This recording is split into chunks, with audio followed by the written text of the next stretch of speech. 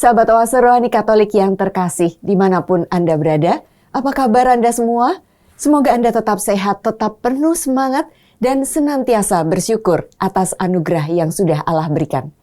Bagaimana masa Prapaskah ini? Apakah Anda mendapat godaan? Kalau Anda menemukan godaan, jangan khawatir. Karena menurut Santo Agustinus, Yesus dapat menghindari setan, tetapi kalau tidak pernah digoda, ia tidak pernah memberi ajaran kepadamu, bagaimana dapat menang kalau digoda. Sahabat Oase Rohani Katolik yang terkasih, senang sekali saya Bernadette Esther bisa hadir kembali dan menyapa Anda dalam acara Oase Rohani Katolik edisi hari ini dalam pekan ketiga Prapaskah. Dan bersama saya saat ini sudah hadir Romo John Laba Tolok SDB. Kita akan mendengarkan renungan dari beliau. Mari kita sapa Romo John lebih dulu. Apa kabar Romo John? Kabar baik Mbak Bey saja Romo. Ya. Dan juga para pemirsa Oase Rohani Katolik di mana saja Anda berada. Selamat berjumpa lagi dan selamat melanjutkan masa Prapaskahnya. Terima kasih Romo senantiasa berkenan hadir dalam acara Oase Rohani Katolik untuk menyapa dan meneguhkan iman para pemirsa setia Oase Rohani Katolik di antara berbagai kesibukan Romo. Iya, terima kasih juga Mbak Bey. Baik sahabat Oase Rohani Katolik yang terkasih, mari kita mulai acara ini dengan doa yang akan dipimpin oleh Romo John. Mari kita bersatu dalam doa, dalam nama Bapa dan Putra dan Roh Kudus. Amin. Allah Bapa, sumber pengharapan kami. Barang siapa berharap kepadamu, takkan dipermalukan. Kami mohon semoga kami senantiasa percaya bahwa dalam penderitaan dan penghinaan, Engkau tetaplah Allah kami yang membela dan melindungi kami. Engkau menunjukkan kasih-Mu yang berlimpah, karena Engkau adalah kasih. Semoga sabda-Mu yang akan kami dengar pada hari ini, membuat kami juga bertumbuh dalam kasih, dan menjadi saksi kasih-Mu kepada saudara-saudara kami yang kami jumpai dan kami layani sepanjang hari ini. Demi Kristus Tuhan dan pengantara kami. Amin. Dalam nama Bapa dan Putra dan Roh Kudus. Amin. Sahabat Oase Rohani Katolik yang terkasih, antifon pembuka, pujilah Tuhan hai jiwaku, dan jangan lupakan segala kebaikannya, karena Ia mengampuni segala kesalahanmu. Bacaan dari kitab Nubuat Hosea bab 6 ayat 1 sampai 6. Umat Allah berkata, "Mari, kita akan berbalik kepada Tuhan, sebab Dialah yang telah menerkam tetapi lalu menyembuhkan kita, yang telah memukul dan membalut kita. Ia akan menghidupkan kita sesudah 2 hari, pada hari yang ketiga Ia akan membangkitkan kita dan kita akan hidup di hadapannya." Marilah kita mengenal dan berusaha sungguh-sungguh mengenal Tuhan. Ia pasti muncul seperti fajar. Ia akan datang kepada kita seperti hujan pada akhir musim yang mengairi bumi. Dan Tuhan berfirman, "Apakah yang akan kulakukan kepadamu, hai Efraim?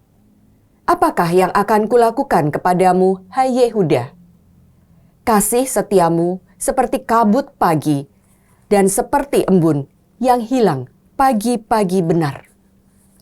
Sebab itu, aku telah meremukkan mereka dengan perantaraan nabi-nabi. Aku telah membunuh mereka dengan perkataan mulutku dan hukumku keluar seperti terang. Sebab aku menyukai kasih setia dan bukan kurban sembelihan. Aku menyukai pengenalan akan Allah lebih daripada kurban-kurban bakaran." Demikianlah sabda Tuhan. Syukur kepada Allah. Mazmur tanggapan dengan referen, "Aku menyukai kasih setia dan bukan kurban sembelihan." Aku menyukai kasih setia dan bukan kurban sembelihan. Kasihanilah aku ya Allah, menurut kasih setiamu, menurut besarnya rahmatmu, hapuskanlah pelanggaranku. Bersihkanlah aku seluruhnya dari kesalahanku, dan tahirkanlah aku dari dosaku. Aku menyukai kasih setia dan bukan kurban sembelihan. sebab engkau tidak berkenan akan kurban sembelihan. Dan kalaupun kupersembahkan kurban bakaran, engkau tidak menyukainya. Persembahan kepadamu ialah jiwa yang hancur. Hati yang remuk redam tidak akan kau pandang hina, ya Allah. Aku menyukai kasih setia dan bukan kurban sembelihan. Lakukanlah kerelaan hatimu kepada Sion. Bangunlah kembali tembok-tembok Yerusalem. Maka akan dipersembahkan kurban sejati yang berkenan kepadamu. Kurban bakar dan kurban-kurban yang utuh. Aku menyukai kasih setia dan bukan kurban sembelihan. Terpujilah Kristus Tuhan, Raja mulia dan kekal. Terpujilah Kristus Tuhan, Raja mulia dan kekal. Pada hari ini, kalau kamu mendengar suara Tuhan, janganlah bertegar hati. Terpujilah Kristus Tuhan, Raja mulia dan kekal. Tuhan bersamamu. Dan bersama rohmu. Inilah Injil suci menurut Lukas. Dimuliakanlah Tuhan. Sekali peristiwa, Yesus menyatakan perumpamaan ini kepada beberapa orang yang menganggap dirinya benar dan memandang rendah semua orang lain. Ada dua orang pergi ke bait Allah untuk berdoa. Yang satu adalah orang Farisi, dan yang lain seorang pemungut cukai. Orang Farisi itu berdiri dan berdoa dalam hatinya begini, "Ya Allah, aku mengucap syukur kepadamu, karena aku tidak sama seperti semua orang lain. Aku bukan perampok, bukan orang lalim, bukan pesina, dan bukan juga seperti pemungut cukai ini. Aku berpuasa 2 kali seminggu.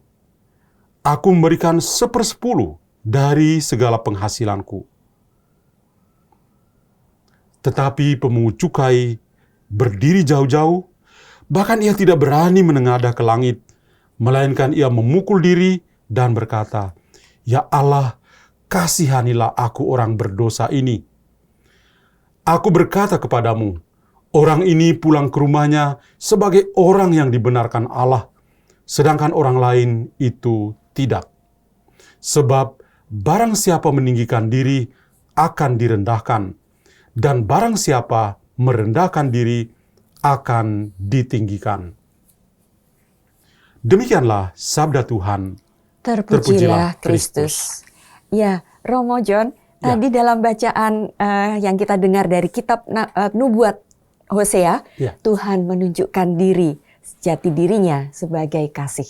Nah, apa inspirasi iman yang hendak Romo John bagikan kepada kami? Iya, Mbak Bei dan juga para pemirsa Oase Rohani Katolik, tentu inspirasinya pasti luar biasa. Ya. Kalau Yohanes dalam suratnya yang pertama, dia mengatakan, "God is love," Allah adalah kasih. Maka dalam kitab Perjanjian Lama, sosok Hosea ini adalah seorang nabi yang mengakui Allah itu sebagai kasih. Ya. Kasih Allah yang luar biasa, bahkan lebih ekstrim kepada orang-orang berdosa. Mari kita coba lihat siapakah Hosea itu. Paling kurang latar belakangnya ini membuat kita mengerti apa yang dia tulis hari ini ya. Dan kita dengar bersama. Nama Hosea itu artinya keselamatan. Dan dia adalah seorang nabi yang bernubuat di daerah Samaria atau di kerajaan utara, di mana dia masa kenabiannya itu kira-kira sama dengan nabi-nabi lain yang kita kenal, seperti saya sebut 2, Nabi Amos dan juga Nabi Yeremia. Ya.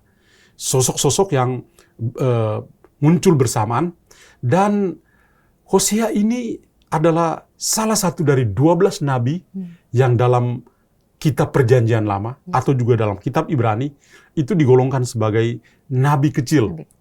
Bukan dilihat dari ukuran badannya, ya, tapi mungkin dari tulisan-tulisan yang kita baca dalam kitab Perjanjian Lama. Dan sosok Hosea ini tampil di Samaria dengan situasi yang sangat berbeda. Orang-orang Samaria itu pada zamannya itu menyembah berhala di dua gunung yang berada di Samaria. Kedua gunung itu namanya Gunung Garisim dan Gunung Ebal. Dan sampai saat ini, setiap tahun orang-orang di Samaria itu masih pergi ke atas bukit puncak kedua gunung itu dan mempersembahkan kurban bakaran. Itu sebagai sebuah tradisi mereka. Saya waktu masih studi di Yerusalem pernah pergi ke situ dan ikut acara seperti melihat-lihat, oh ternyata begini ya. Nah, jadi mereka menyembah berhala. Dan ini sebuah dosa yang sebetulnya tidak bisa ditolerir oleh Tuhan. Karena yang diharapkan adalah menyembah Allah yang benar. Tapi ternyata mereka menyembah dewa-dewi asing. Yang mana kalau kita membaca kitab Nabi Hosea, itu orang-orang berdosa itu bahkan disamakan dengan para pelacur. Mereka melacurkan dirinya. Bukan dalam arti sebenarnya, tapi karena mereka menyembah berhala. Nah, dalam situasi seperti ini, Tuhan memanggil Hosea untuk coba menawarkan perintah-perintah Tuhan, terutama perintah kasih, supaya bisa mendisiplinkan orang-orang yang terbiasa jatuh dalam dosa itu. Ya, maka dia hadir dan coba berbicara kepada mereka, ajakan untuk bisa hidup dalam kasih Tuhan. Dan tadi kita mendengar ada ungkapan-ungkapan yang sangat luar biasa. Dia mengajak orang-orang Samaria supaya mereka bisa berbalik kepada Tuhan. Dan tidak hanya berhenti di situ. Supaya mereka juga lebih mengenal atau mengenal lebih dalam lagi siapakah Yahweh yang sebenarnya. Maka dia mengatakan sosok Yahweh yang dia tampilkan kepada orang-orang saat itu. Sebab Yahweh telah menerkam dan dia juga yang akan menyembuhkan kita. Dia yang memukul dan dia juga yang membalut kita. Ia akan menghidupkan kita sesudah 2 hari dan pada hari yang ketiga ia akan membangkitkan kita dan akan hidup di hadapannya. Jadi sosok seorang Yahweh yang kalau kita meminjam perkataan Nabi Mika, Mika mengatakan dosa-dosa kita itu tidak dihitung oleh Tuhan. Tuhan tapi dia buang ke tubir-tubir laut yang dalam. Kalau Hosea mengatakan Tuhan itu begitu hebat. Dia mengasihi orang-orang berdosa. Maka dia akan menunjukkan kasih setianya kepada kita. Ketika dia tampil dan mengatakan sifat khas dari Allah sebagai kasih, lalu apa tanggapan dari Allah ketika mendengar pewartaan dari Hosea itu? Kita mendengar tadi reaksi Tuhan atas pewartaan dari Hosea itu luar biasa. Dia mengatakan orang-orang Efraim dan Yehuda yang tidak setia kepada Tuhan, karena itu kasih setia mereka kepada Tuhan seperti kabut pagi dan embun yang hilang cepat-cepat di pagi-pagi yang benar, pagi-pagi benar. Mereka lebih nyaman dengan dosa-dosa mereka. Dan tidak hanya di situ. Tuhan akan mengutus para nabi seperti Hosea untuk meremukan mereka dan membunuh mereka dengan perkataannya. Perkataan Tuhan, sabda Tuhan itu terang yang besar yang bisa menerangi mereka dalam kegelapan. Dan kalau demikian, Tuhan lalu mengatakan dia adalah kasih. Dan dia katakan bahwa aku menyukai kasih setia dan bukan kurban sembelihan, menyukai pengenalan akan Allah lebih daripada kurban-kurban bakaran. Jadi kita melihat di sini sosok Allah yang luar biasa. Orang boleh berdosa, bahkan kalau kita melihat sosok Hosea istrinya itu bernama Gomer, itu juga menyembah berhala. Maka dia bahkan menyapa istrinya sebagai seorang pelacur. Bukan dalam arti sebenarnya. Tapi karena dia benar-benar jatuh dalam dosa penyembahan berhala. Dan dalam situasi ekstrim seperti itu, Allah hadir sebagai Allah kerahiman. Allah yang luar biasa. Seperti itu. Wah, luar biasa ya mendengar penjelasan dari Romo John tadi, Ya. betapa orang sudah sebegitu jahat jatuh dan ke dalam dosa, tetapi tetap saja Allah membuka tangannya dan meminta, mengundang semua orang untuk kembali kepadanya. Sungguh besar Betul, kasihnya. betul Mabi. Kalau kita membaca bagian lain dari kitab Nabi Hosea ya, itu ada ekspresi lain yang bagus juga. Tuhan itu, kalau ada istilah dalam filsafat, Ya. antropomorfis ya, dianggap seperti ya. Tuhan itu bahkan menunduk, Ya. menunduk kepada manusia Ya. dan menyentuh manusia. Bagaimana Tuhan digambarkan begitu luar biasa. Ya.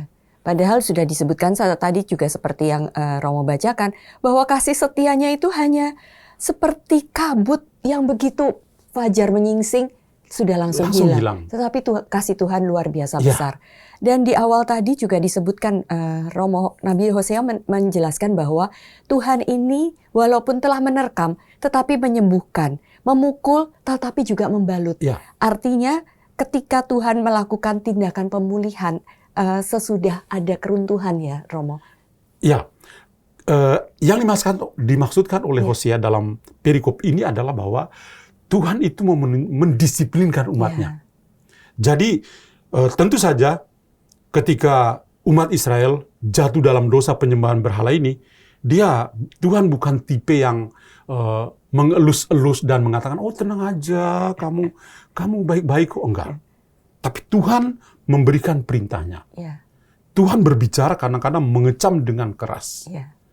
Dan cara Tuhan meluruskan umatnya, mendisiplinkan umatnya, itu dengan perkataan-perkataan seperti yang diutarakan oleh Hosea yang tadi kita dengar bersama itu. Ya.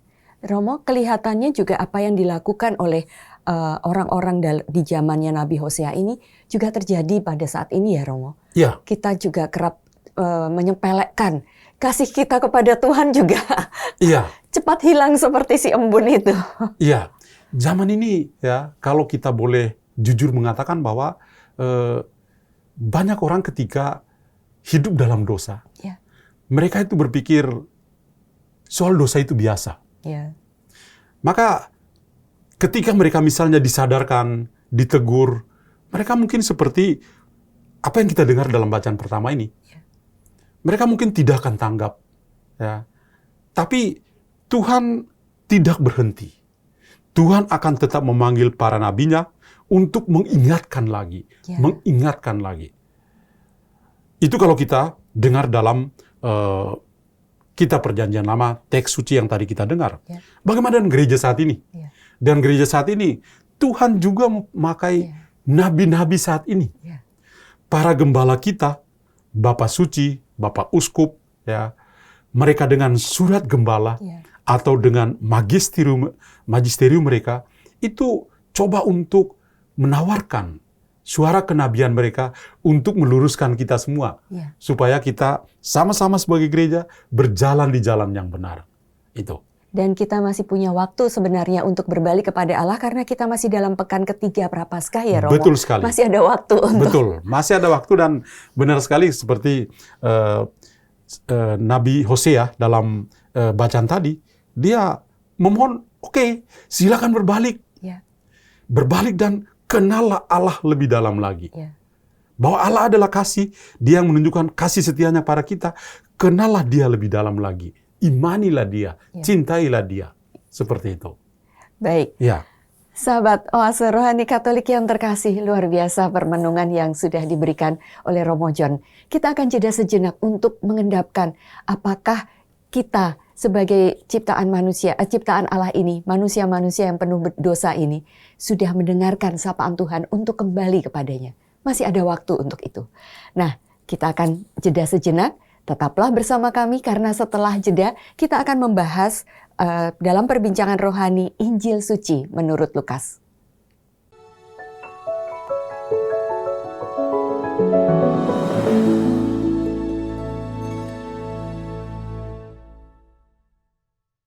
Sahabat Oase Rohani Katolik yang terkasih, terima kasih Anda masih bersama kami, Romo John Labatolok SDB dan saya Bernadette Esther.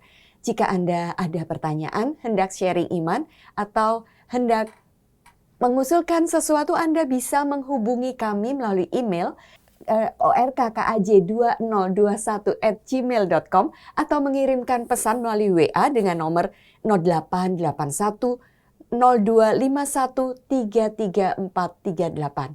Nah, mari kita lanjutkan perbincangan rohani kita.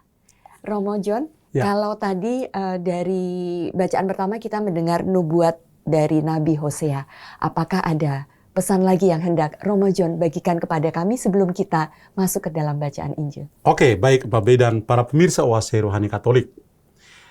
Sekurang-kurangnya saya tambahkan 3 hal lagi ya. Dari bacaan pertama karena sangat indah ya. Yang pertama adalah bahwa nubuat Hosea mau mengatakan kepada kita bahwa dosa di daerah Samaria, di kerajaan utara pada saat itu semakin merajalela. Terutama dosa menyembah berhala di Gunung Ebal dan Gunung Garisim. Maka dalam situasi seperti itu, Tuhan memanggil Hosea dan meminta Hosea untuk bernubuat supaya mendisiplinkan orang-orang di Samaria. Dan tentu saja Tuhan juga tetap berkarya di dalam gereja kita. Seperti tadi saya katakan bahwa Tuhan juga berkarya dalam diri para gembala kita melalui magisterium untuk mengajar dan mendisiplinkan kita supaya bisa menjadi umat Allah, umat Katolik yang terbaik. Lalu yang kedua adalah Tuhan digambarkan oleh Hosea adalah kasih. Tuhan yang Maha Rahim, penuh kasih setia bahkan kepada orang-orang berdosa. Dan ini dia tunjukkan dengan panggilan Hosea bahwa ia menyukai kasih setia. Dan Hosea sangat menekankan bahwa hanya dalam kasih setia dan belas kasih Allah yang dapat mendatangkan anugerah yang indah bagi bangsa Israel. Dan kita juga boleh mengatakan bahwa hanya dalam belas kasih dan kasih setia Tuhan itu dapat mendatangkan anugerah yang berlimpah bagi kita semua sebagai gereja, terutama dalam masa Prapaskah ini. Dan yang terakhir adalah bagi Hosea, pertobatan merupakan hal yang sukar untuk dilakukan. Sulit sekali orang untuk bertobat. Sebab seseorang mungkin saja terjebak pada pertobatan yang sangat formal. Tetapi di balik itu, kita semua juga disadarkan bahwa dalam masa Prapaskah, kita punya panggilan untuk bertobat. Sakramen tobat yang hari-hari ini di setiap paroki akan dilakukan, itu menjadi kesempatan bagi kita untuk menjawabi ajakan dari Hosea untuk merasakan kasih setia Tuhan ini. Nah, dengan 3 hal ini, membuka juga pintu bagi kita untuk mengerti teks suci yang kita dengar dalam bacaan Injil. Tadi dalam bacaan Injil, Tuhan itu memberikan perumpamaan kepada orang yang menganggap dirinya benar dan memandang orang lain rendah. Dan tentu saja perkataan dari kalimat pertama dari teks suci ini langsung menggambarkan suasana kita. Bahwa di dalam diri kita secara pribadi, di dalam gereja kita, itu ada juga orang yang menganggap dirinya sebagai orang benar, dan yang lain adalah orang rendah. Kita bisa menyaksikan itu bukan hanya dalam teks suci, di mana ada 2 orang yang masuk ke dalam bait suci dan berdoa, dan orang Farisi itu berdoa dengan menghitung-hitung segala kebaikan. Bahkan menganggap temannya di samping sebagai orang rendahan. Dia jauh sok suci, sempurna, dan lain sebagainya. Dan ada juga orang pemungut cukai itu yang sadar diri. Dia tahu diri bahwa dia orang berdosa, tidak berani untuk mengangkat kepala, hanya menepuk dada dan mengatakan, ya Tuhan kasihanilah aku orang berdosa ini. Dan Tuhan memberi jempol pada orang yang terakhir ini, pemungut cukai.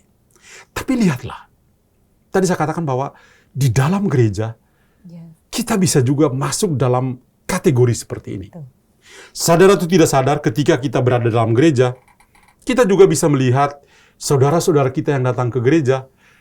Mungkin saja kita mengetahui kelemahan mereka. Dan ketika mereka maju untuk terima komuni, kita bilang, loh, kok dia juga maju terima komuni? Ya. Kok begitu? Nggak sadar ya bahwa dia punya dosa. Kita mengadili teman kita, mengadili saudara kita bahwa ya dia adalah orang berdosa. Ya. Maka dalam hal tertentu kita ini masuk OFM, bukan kongregasi OFM, bukan Ordo FM ya. Sorry untuk teman-teman Fransiskan. OFM itu maksudnya orang Farisi modern. Kita bisa menjadi orang Farisi modern yang dalam keseharian kita, ketika bahkan dalam gereja sendiri, kita menganggap teman-teman kita orang berdosa. Dan kita jauh lebih benar, jauh lebih kudus. Tapi ternyata bukan seperti itu. Yang Tuhan kehendaki adalah orang itu berdosa, tapi dia tahu diri. Dan dia rendah hati. Bahkan tidak mampu untuk mengangkat mukanya, mengangkat kepalanya, hanya bisa bertepuk dada dan mengatakan, Tuhan kasihanlah aku orang berdosa ini. Dan ini ya haruslah menjadi sikap batin kita dalam masa prapaskah ini. Kita tidak harus menjadi orang Farisi modern yang sombong, tetapi menjadi orang berdosa yang tahu diri dan rendah hati, mendekati sakramen tobat dan memohon pengampunan yang berlimpah dari Tuhan. Itu. Ya, Romo, kuncinya pada rendah hati. Rupanya doa itu juga tidak perlu harus bertele-tele menyebutkan jasa-jasa kita. Tuhan, saya sudah ke gereja setiap hari. Tuhan, saya sudah berderma. Tuhan, saya sudah ikut komunitas suci ini, komunitas suci itu. Ya. Tetapi cukup dengan seperti yang ditunjukkan, sikap rendah hati. Tetapi memang sebenarnya kita ini manusia kan, di hadapan Allah yang begitu agung tidak perlu ya Romo meninggikan diri kita. Iya. Tapi itu selalu terjadi ya. Yang namanya kutub kesombongan kita, itu kita tidak bisa lari. Seorang anak kecil pun, seorang oma-oma yang sebetulnya atau opa-opa yang sudah tua sekalipun, rasa sombong itu tetap melekat dalam dirinya. Ya, itulah kita. Ya. Jadi hal yang paling penting adalah apa yang Tuhan kasih contoh antara dua orang ini ya. Karena baik orang Farisi maupun orang pemungut cukai, itu bicara tentang kehidupan kita yang nyata.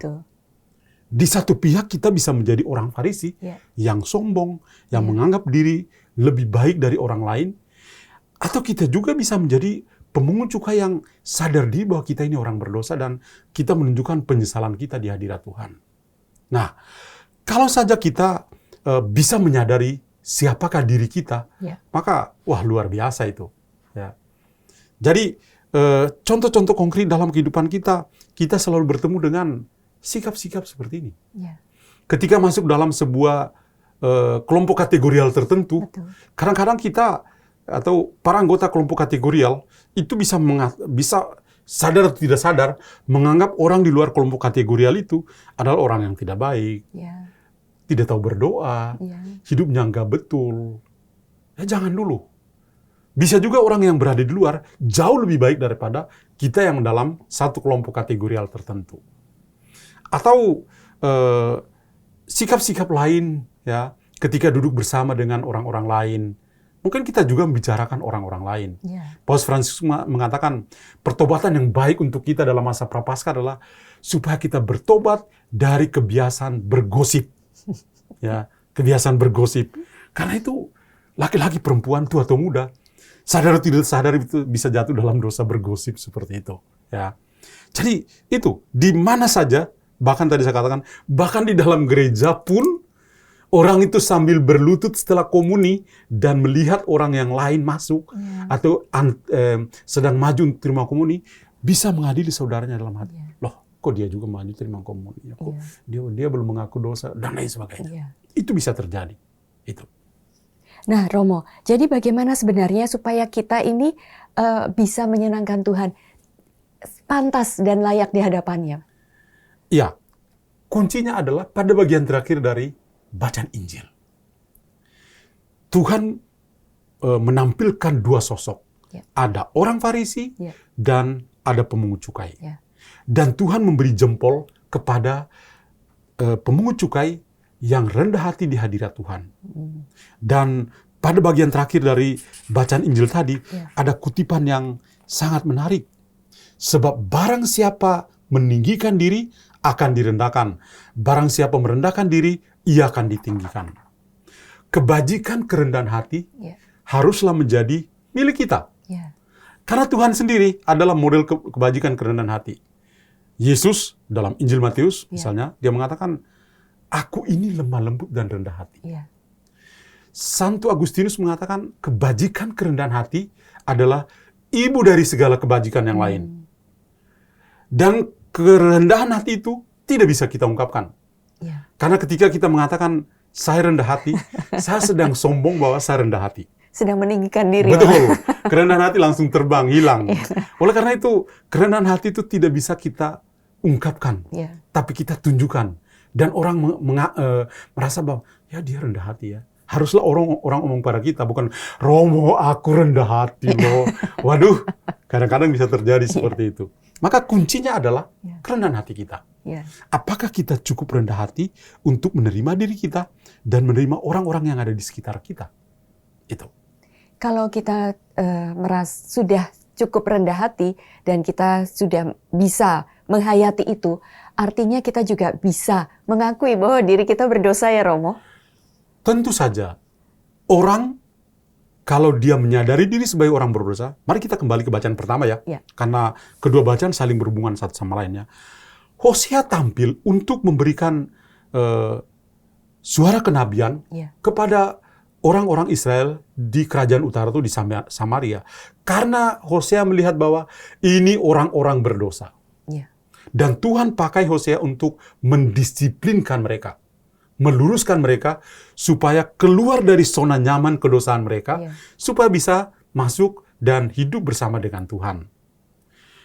Di dalam bacaan Injil, ketika seorang itu berdosa, dia akan seperti orang Farisi ini. Dia merasa nyaman di sana. Dan dia bisa merasa bahwa dia paling sempurna dan yang lain itu salah semua. Coba kalau dia merenung sejenak, apakah dia tidak pernah melakukan dosa? Kalau dia merenung dan rendah hati, dia akan temukan bahwa, waduh, saya ini orang berdosa. Maka saya harus bertobat.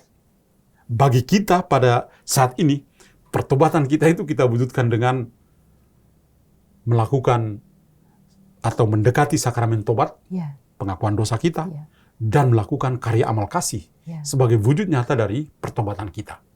Jadi, ini juga memanggil kita, ayolah, jangan menjauh dari sakramen tobat.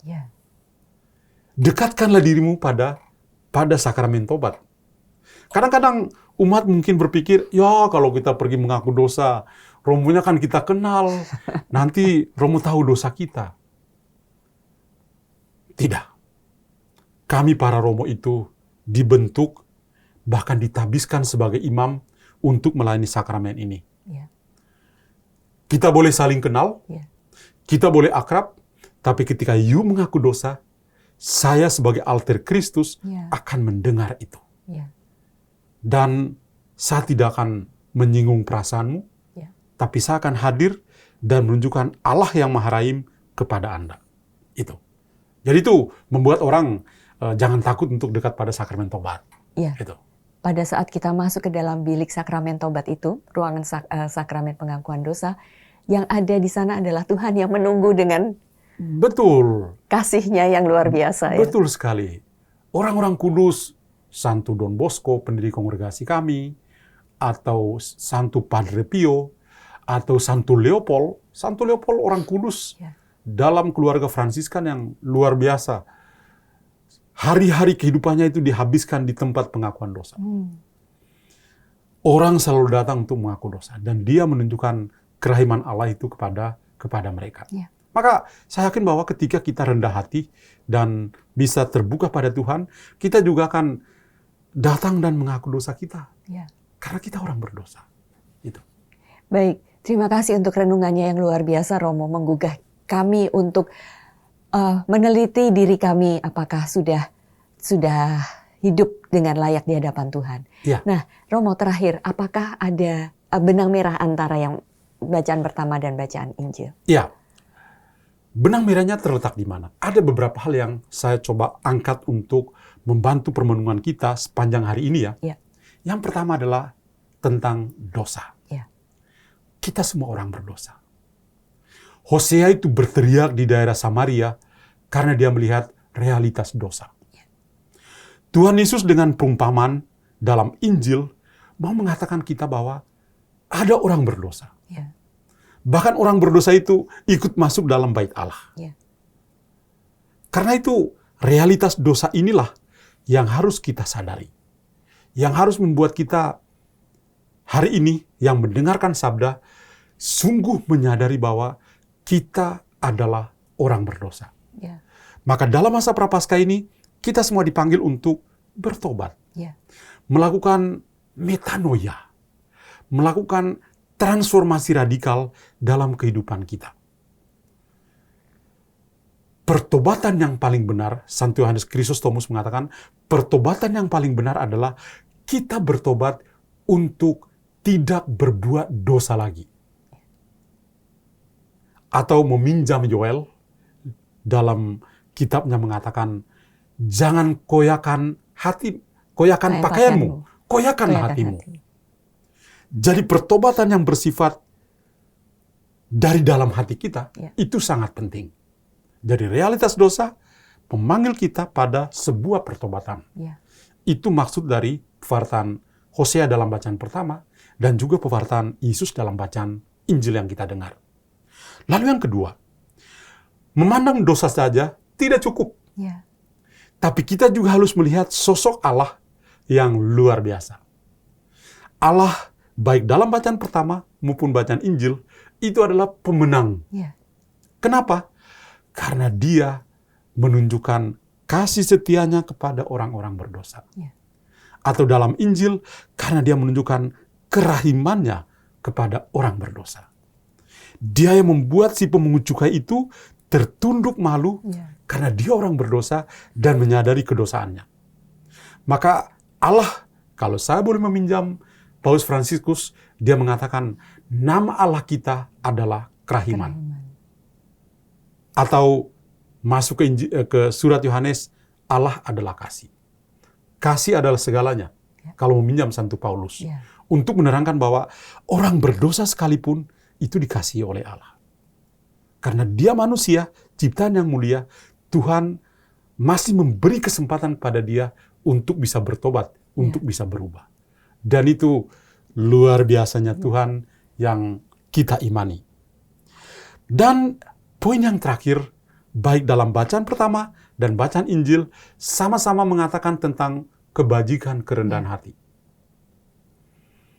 Ketika orang bisa rendah hati dalam bacaan pertama, maka kasih setia Tuhan akan menaungi mereka.